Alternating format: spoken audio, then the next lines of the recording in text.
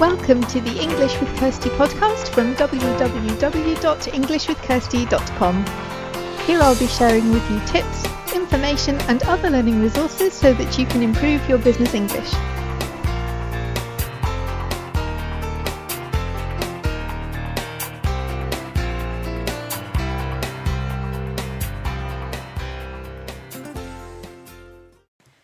Hi and welcome to episode 182 of the English with Kirsty podcast. Today I have another interview for you, and I was talking to Janina Neumann, who is a bilingual business owner, and she's talking about her experiences of living and working across different cultures.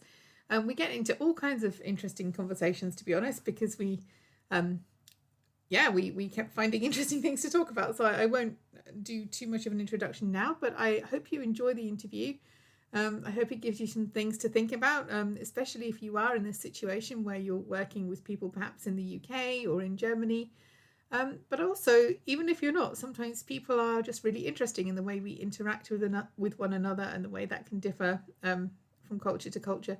So I hope you enjoy the interview, and if you have any questions, then you can use the show notes page. You can contact us via the show notes page, which for this episode will be www.englishwithkirsty.com/podcast/episode 182. So hi Janina, it's really good that you're here. Thank you for coming on the English with Kirsty podcast. Thank you so much for having me, Kirsty. It's really exciting to be here. Oh, that's great. Maybe you could start by just telling us something about who you are and what you do. Sure. So I'm Janina Neumann.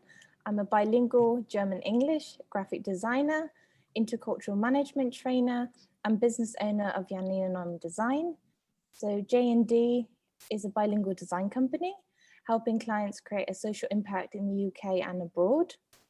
So working with social enterprises, charities, and council, I help clients communicate messages equally effectively across different languages and cultures. So I speak English and German fluently, and I also have a keen interest in learning new languages such as French and Farsi. Oh, another language enthusiast. That's great. I love languages too. So you say that you speak English and German fluently. So I understand that you came from Germany originally and then you moved to the UK. Have you noticed any differences in the way that people communicate? So not the language itself, but the way people interact. And was there anything that you had to get used to when you started living here? Yes, so I moved to the UK when I was 4 years old, but then I moved back to Germany, and then I came to the UK again when I was 9 years old, and I've stayed here ever since. When I was 9 years old, I just noticed that it was just really interesting how to communicate with other children and how they formed the kind of very close-knit friendship groups, just like in Germany as well. But as I grew older, I realized that, Germans generally tend to be a bit more direct with what they mean, whereas British people seem to be a little bit more indirect. So they act in a more of a high context way compared to German people. Yeah, I think that can be quite hard. I know some people, I do quite like the directness. I think it saves a lot of time and saves worrying, what did that person actually mean? If they tell you directly, then you don't have to think as much. And so I quite like that style. But I know that some of my other friends and customers have said that when they moved to the UK from Germany, it was sometimes quite confusing. So they thought they'd be okay because they understood English and they did understand what people were saying, but that wasn't really what they meant. Have you had anything like that? Or? Yeah, definitely. And also I notice it on projects when I work with like a German team. It's very, structured, the feedback. It will like clearly reference the page. There won't be much of I hope you're well, like I have with my British clients. But it's always really personable and polite, and you actually build a really nice relationship in a different way. So the way Germans tend to trust is task-based. So if you do a good job, they trust you more and more. Whereas in the UK, it's a bit more relationship based. So when things come up in the UK, that sometimes if you have a good relationship, you can actually overcome barriers a lot quicker than perhaps with German people, because their criteria of how they trust you to deliver next time is based on different things. And it's also important to note, like, in Germany, it's very much like linear time, whereas in the UK it's a bit more flexible time.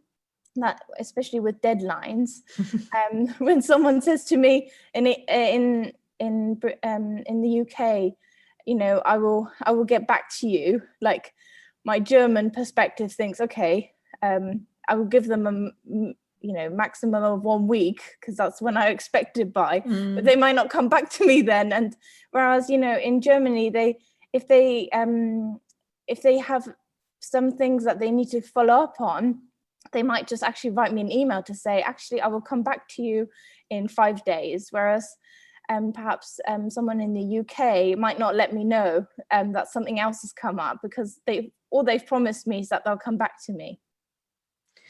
Yeah, and that can sometimes mean I'm not going to come back to you, but it's the polite thing to say, like, oh yeah, let's go for lunch sometime. They have no intention of doing that, but it's the polite thing to say. So that can be a bit confusing. You're waiting for this lunch invitation that never shows up. It's like, okay.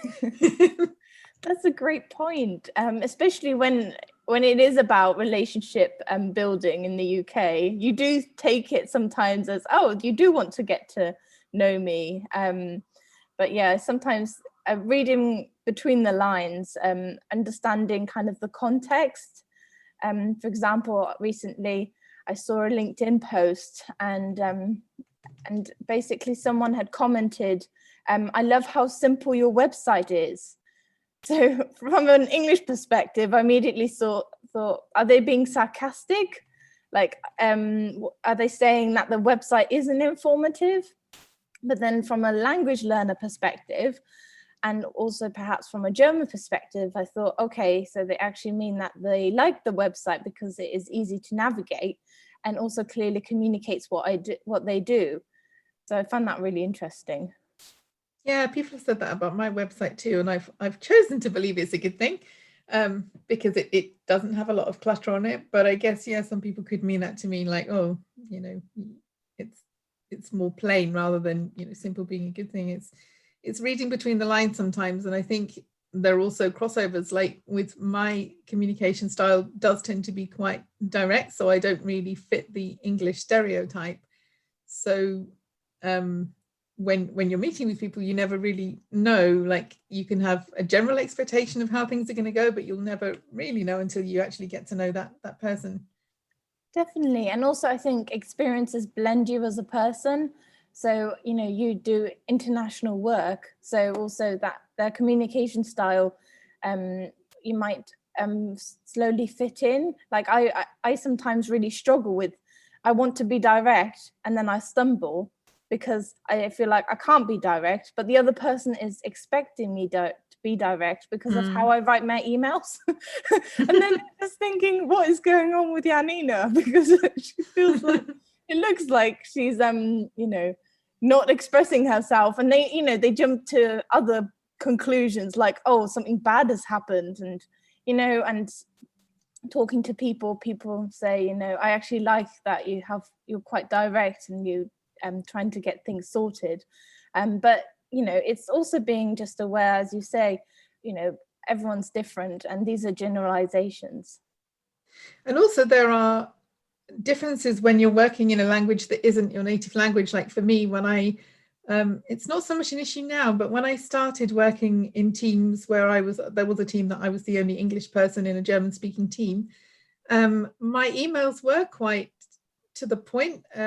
I expressed my opinions. That wasn't a problem. But when we met for the first time, I was so shy because that was the first time I'd ever worked in that kind of situation using German. So everybody thought that I was shy or that I didn't have an opinion, whereas I was just really struggling to be myself in that other language. I had to learn how to do that and to make my personality come across well in the other language. And that takes time, so that the version of a person you see may not be like the real them if they're working really hard to portray that in another language. That's so true. I really found that when I learned Farsi. I constantly felt like I couldn't be kind of open enough. I had to kind of be reserved because you don't want to offend anyone. And also, you know, there are cultural ways of adapting. You know, if someone says, "Oh, I wouldn't go into such detail," like for example, in the Persian culture, you don't really go into such detail about your day. Whilst I find that in the German culture, you do go into like your day and describe how it was. So, but then I was thinking, well, this is who I am. Like they keep asking me more and more about my day, so I'm going to tell them more and more about my day. If you don't want to know, don't ask the question. Yes. And also, like, one language, when I think of, for example, the communication style for English in the UK is not the same as English in the US a lot of the time. And sometimes when people try to use things that may work in one country, they won't necessarily work in the other. And I was wondering, do you do much work in other German-speaking countries like Switzerland or Austria? Do you find there are any differences there? I don't at the moment do any work there, but my godfather is from Switzerland, and it was just quite interesting having some conversations because a lot of German people work in Switzerland but live in Germany. And he said that, you know, sometimes the directness of the Germans comes across the wrong way, because actually in Switzerland it's a bit more subtle, and you try and work things out before you announce it to everyone. So I found that quite interesting. Because, you know, Switzerland's composed of so many different languages as well, but I just find that's quite interesting, is that there is still an expectation. So even though you speak German in the office in Switzerland, there's a different like cultural way of doing things. Yeah, sometimes you don't know you've made a mistake, or you've made some kind of comment that could be taken the wrong way. Like, people aren't always going to come out and say, you know, you were rude this morning in the team meeting or something like that. They may just form a conclusion themselves, or like come to their own conclusion and think, okay, well, either she doesn't like me, or, you know, she's not on board with this project, or where really it wasn't meant that way at all. So I think it's always good to kind of drill down if something isn't working well in terms of a relationship, like what is really happening, because what you think might be happening isn't necessarily what the other person thinks is happening. Yes, definitely. And I think that's when it comes down to like actually making friends in that environment, who might say to you, you know, oh, I would do this a bit differently, or or maybe describe a story, you know, of how other people interact. Yeah, and I think actually perhaps getting to know people, you know, I always think like eating food or cooking food together brings out so much about that person, about the culture, where they learnt the recipes. I think it tells you a lot about that person and gives like a kind of a relaxed environment to get to know them. Yeah, I think that's also interesting. Where like some cultures are more open to doing that, aren't they? To kind of, I mean, you can do it with your friends in any culture, but in terms of the business and home life division is kind of stronger in some cultures than in others. Definitely. Like, this is work time, this is home time. No, I'm not going to meet with you after work because this is my time. Whereas other people might be more open to that and going for dinner or spending time together. Yeah, I find that quite interesting in the UK actually, because I would expect that they would actually, in a work environment, would come together a bit more like socially, but I usually think it has to be organized by someone to do an event, and then that's when people come. Whereas like in Germany, you know, a lot of companies might like go out after work or meet, or at lunchtime spend time together. And I just found that quite interesting about, you know, although, you know, some people say that the German culture, you know, you kind of compartmentalize work and personal time. But then also in the UK, there are like clear boundaries of I will be friendly with you, but only like in work time, and I won't meet with you outside of work time. That's interesting. I didn't really have that experience in London. I'm wondering whether it's like geographical differences. Yeah, that's really interesting. Everyone was in the pub every day, not every day, but oh, that's really interesting. So I'm based in Gloucestershire, so between Birmingham and Bristol. So I wonder whether that could be a geographic difference. Might be. Maybe, but I think everybody was, even people that could drive generally didn't, like my colleagues who could drive. So everybody was getting some kind of public transport. And maybe we just thought, okay, I could get on a crowded train, or I could go with a colleague for a glass of wine, and then it won't be so full. I think there was that kind of mentality that people weren't in such a rush. Although I guess it depends on who's in the team as well, because there were a lot of single people there, or people who didn't have other responsibilities. So I guess it was a bit easier for us to go home late, because either nobody cared, or the people that did care were with us, or that kind of thing. Yeah, that's a really good point.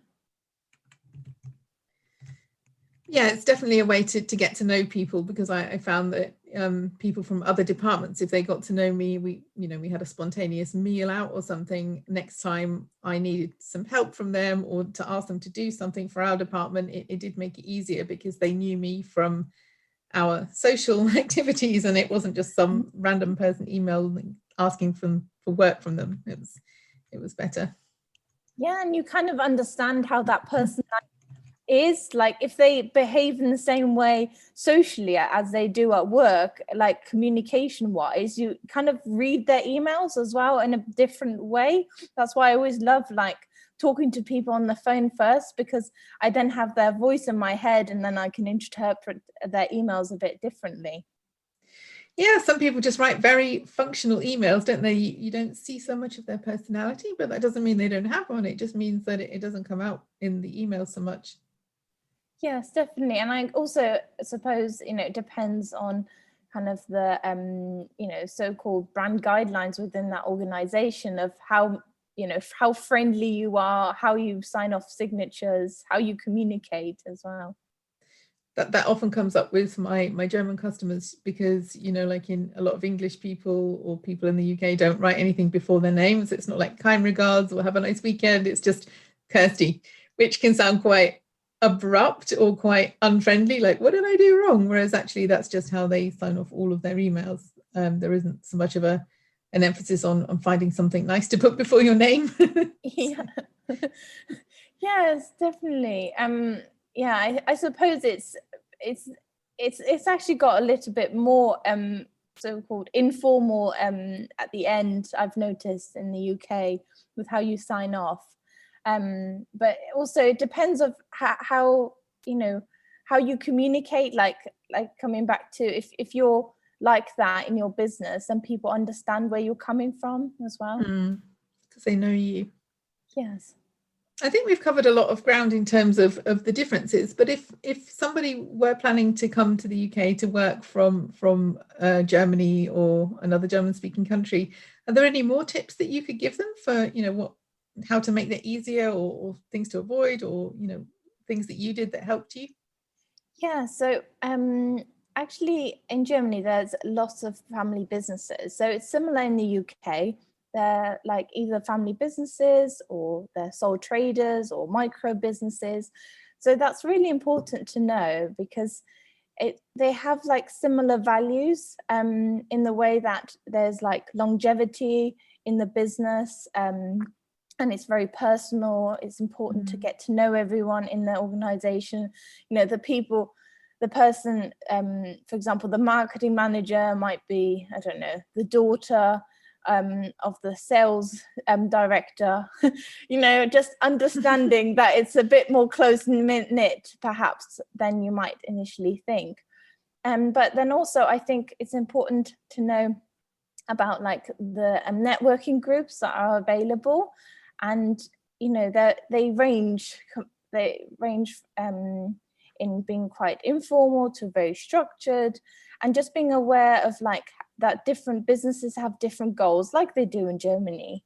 And it's just important to find where you fit in with your goals for your business, or if you work for an organization, to understand that. But yes, I would say that it's also in like work-wise, I think it goes a long way, for example, in the UK, if you make tea for everyone every once in a while, perhaps once a week or so, or every day, depending on how often you drink tea. And it's not about obviously the gesture that you made by making them tea. It's also an opportunity to actually go and talk to someone and really build that relationship again. I think that's quite important. Yeah, there's things that I guess at the moment with a lot of people working from home, you don't have those same conversations around the coffee machine, or you and if you can't do that, then finding some way to kind of check in with people in a more, like, it doesn't have to be, I want to know if you're going to meet this deadline. It's just like, yeah, hi, how are you? How was your weekend? People respond well to that. And especially if you remember what they said from last time you spoke to them, like even if you can't remember, if you like make some notes, if they're not going to see them, so but people are really surprised sometimes when you show that you did listen to what they were saying about their dog needing to go to the vets. I always pick up on the animal stuff because I love animals, but it could be anything, children, holiday plans, anything. If you show that you didn't just ask it, because I think that's another thing, like we say, oh, how are you, how was your weekend, because it's a thing that you say. But if you genuinely want to know or remember something, or how did your house move go, or something like that, that they were moving, then it shows that you're interested in the individual rather than just making small talk. Yeah, that's really important. And coming back to how are you, it's the tone also. If you, how someone asks how are you, they might say you're right, and that doesn't mean necessarily to answer the question. I'm having a terrible day and my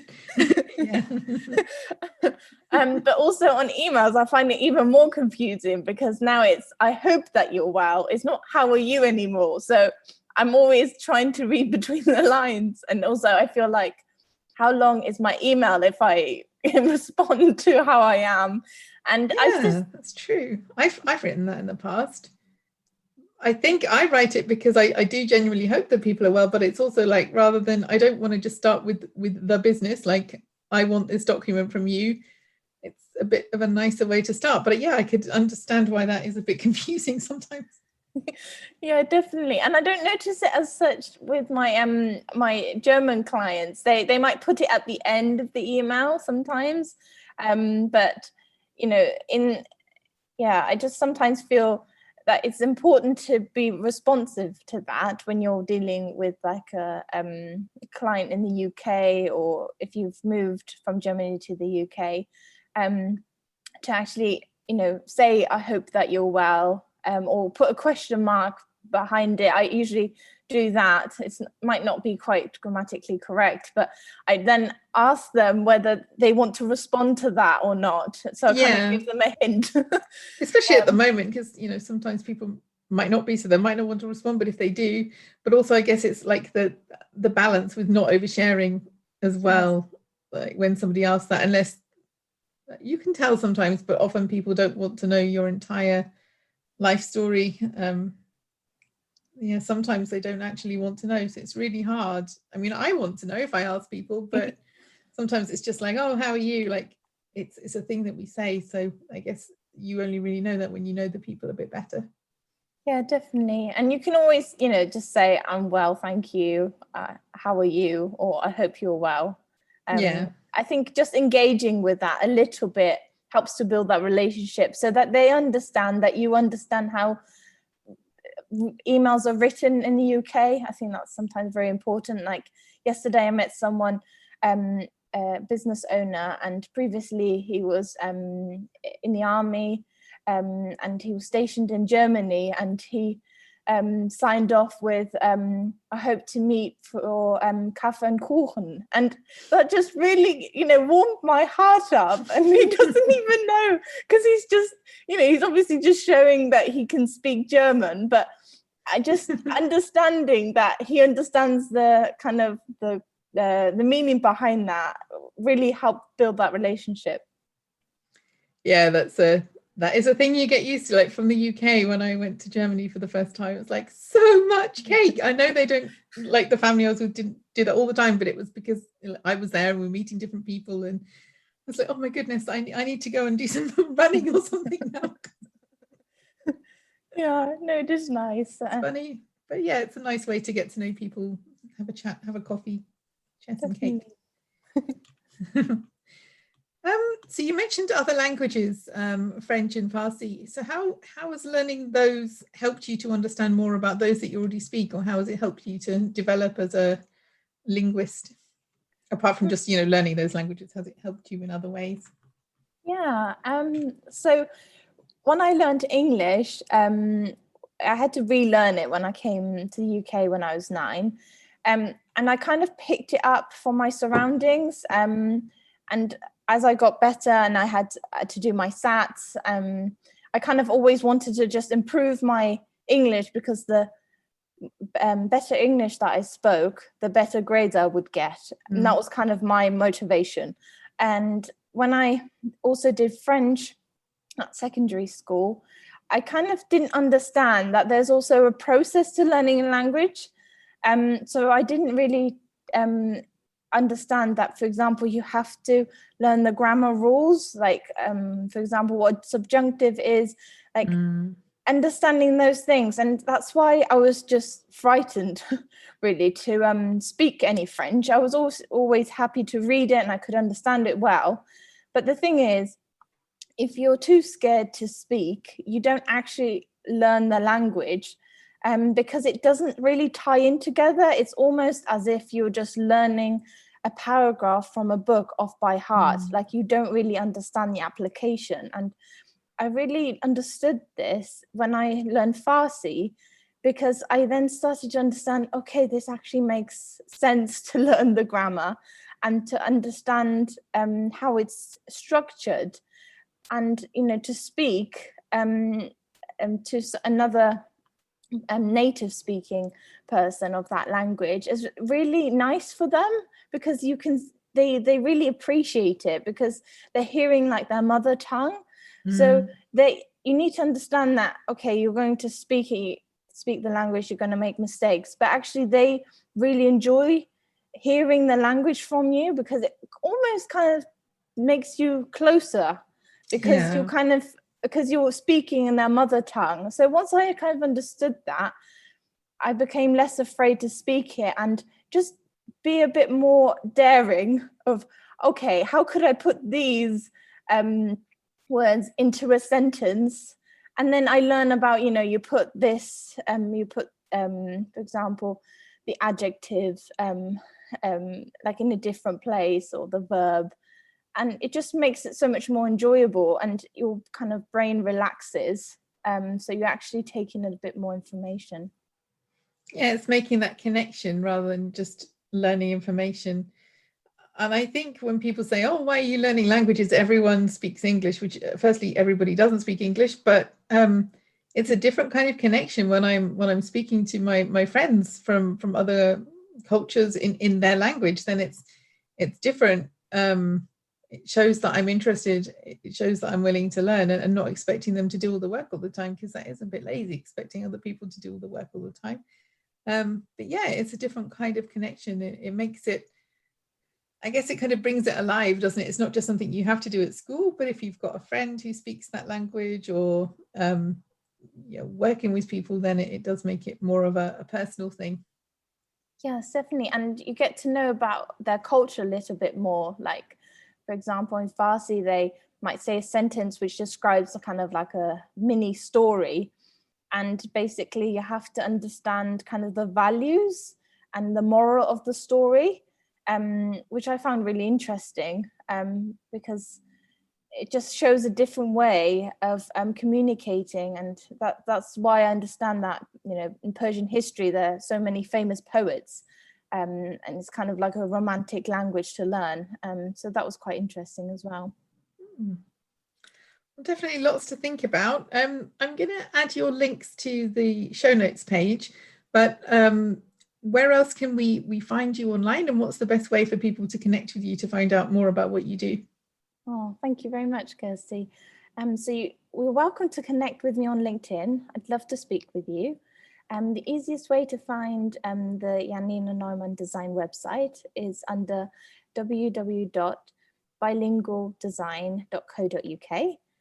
And if you'd like, you're also welcome to listen to my podcast. It's called the Bicultural Podcast, and it celebrates bicultural individuals and gives insight into cultural differences to help you improve business relationships. Yeah, I can recommend that too. I definitely think that you should go and check out the podcast as well. So thank you. Well, thanks for your time today. I hope you enjoyed this episode of the English with Kirsty podcast. If you have any questions or comments, my email address is kirsty@englishwithkirsty.com, or you can go to www.englishwithkirsty.com/podcast, where you'll find information about the individual episodes.